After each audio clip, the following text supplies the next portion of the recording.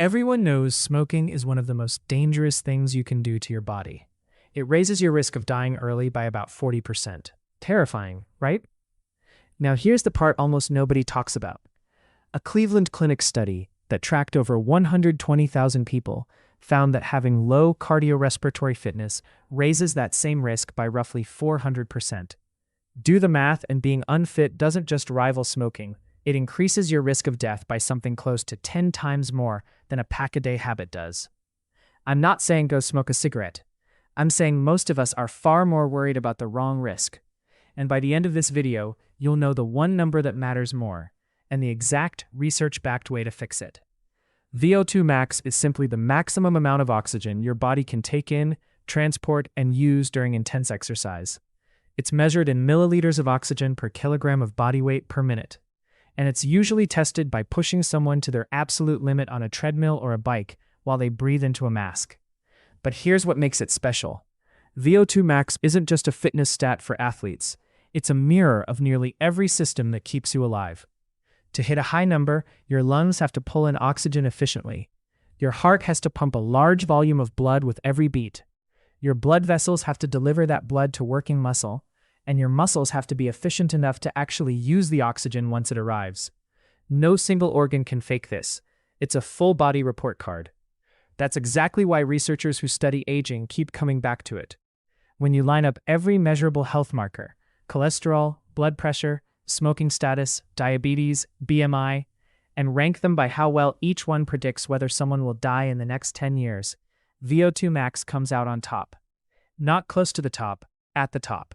Let's slow down and actually look at where that 10x claim in the title comes from, because it's real and it's more interesting than a clickbait number.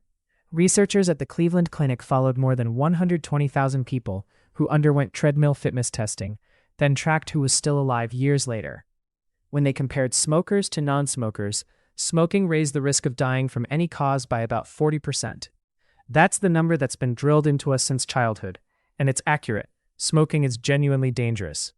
But when the same researchers compared people with low cardiorespiratory fitness to people with elite fitness, the risk of dying didn't go up by 40%. It went up by roughly 400%. 5 times the risk, not 1.5 times. Put another way, the jump in risk from being unfit was close to 10 times larger than the jump in risk from smoking a pack a day. We spend enormous energy warning people about cigarettes, rightly so, while almost nobody gets warned that sitting in the bottom of the fitness curve may be carrying an even heavier cost. And this isn't an all-or-nothing effect either. The same research found that simply moving up one fitness bracket, from below average to above average, was linked to a similar drop in risk as never having smoked at all. You don't have to become an elite athlete to see the benefit. You just have to climb out of the bottom of the curve.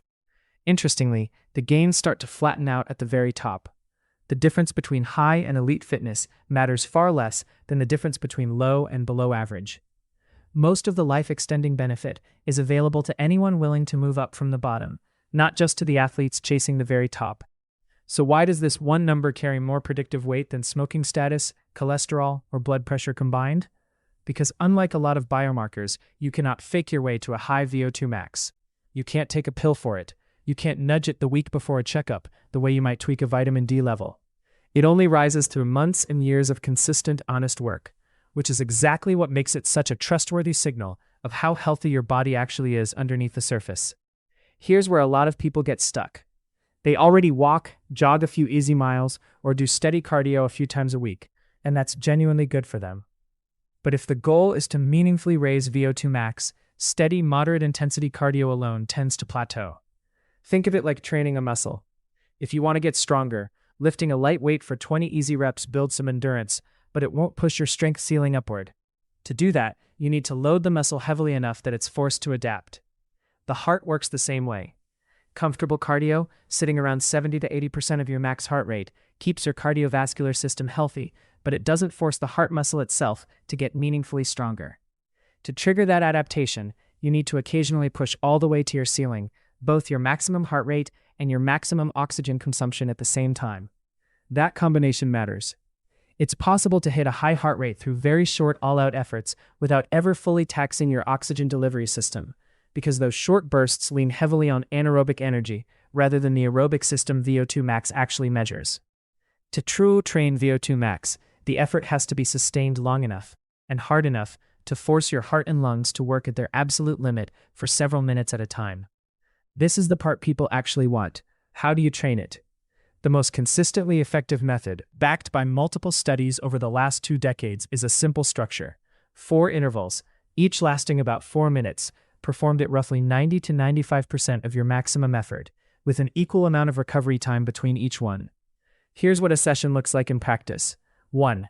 Warm up for about 10 minutes with easy, progressively building effort. 2.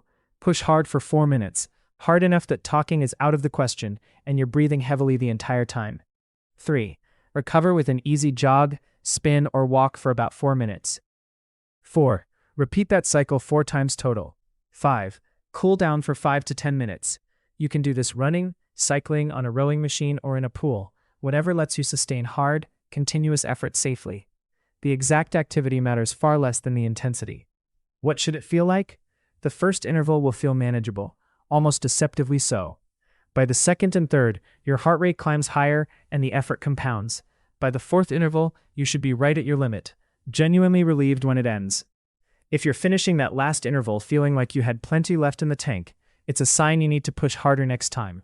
More incline, more resistance, more pace. If you can't finish all 4 rounds at the intended intensity, that's the opposite signal. Dial it back slightly and build up. As for frequency, once a week is enough to drive real adaptation, and most people see substantial improvement doing this consistently for 8 to 10 weeks. Even highly trained endurance athletes, who are already doing enormous training volumes, typically cap this specific kind of session at once or twice a week, because the whole point is that it's hard enough to require real recovery afterward. If you're already training a lot in other ways, the smarter long-term approach is what's sometimes called polarized training, spending roughly 80% of your training time at an easy conversational effort, and reserving only about 20% for this kind of maximal work. But if you're only training a couple of times a week, don't overthink it. Just do the intervals, be consistent, and let the adaptation happen. So what exactly are you building with these sessions? First, the heart itself gets stronger and more efficient. A person with average fitness might circulate somewhere around 13 to 15 liters of blood per minute at maximum effort. A consistently trained individual can push that past 30 liters per minute, and elite endurance athletes can approach 40. That's more than double the output of an untrained heart, achieved purely through adaptation, with the same organ you were born with. Second, your body grows more capillaries, the microscopic vessels that deliver oxygen-rich blood directly into muscle tissue. More capillaries mean more efficient oxygen delivery at the exact point where it's needed. Third, the muscles themselves become better at extracting and using the oxygen that arrives, becoming more metabolically efficient at the cellular level. Put those 3 adaptations together, a stronger pump, better delivery, and better utilization, and you get the full picture of what a rising VO2 max actually represents, a body that has become measurably better at keeping itself alive. Here's the part that should feel encouraging rather than intimidating. Genetics do play some role in your absolute ceiling, just as they do with strength. But research consistently shows that with a long enough training history, almost anyone can move into the top quarter of fitness for their age and sex. This isn't reserved for people with rare genetic gifts. It's available to anyone willing to do the uncomfortable work, consistently, over time. And unlike most health metrics that can shift with a pill, a diet tweak, or a lucky lab draw, VO2 max can't be cheated. It only reflects the training you've actually put in. That's precisely why it's such an honest, powerful predictor of how long and how well you're going to live. So let's go back to where we started. Smoking raises your risk of dying early by about 40%, and we treat that as one of the scariest numbers in medicine. Low cardiorespiratory fitness raises that same risk by roughly 400%, nearly 10 times the increase. The difference is that one of these risks gets a warning label, and the other one doesn't get talked about at all.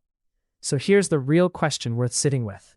Knowing that this one number may be a bigger threat to your future than a cigarette habit, are you willing to spend 20 minutes once a week finding out where you stand?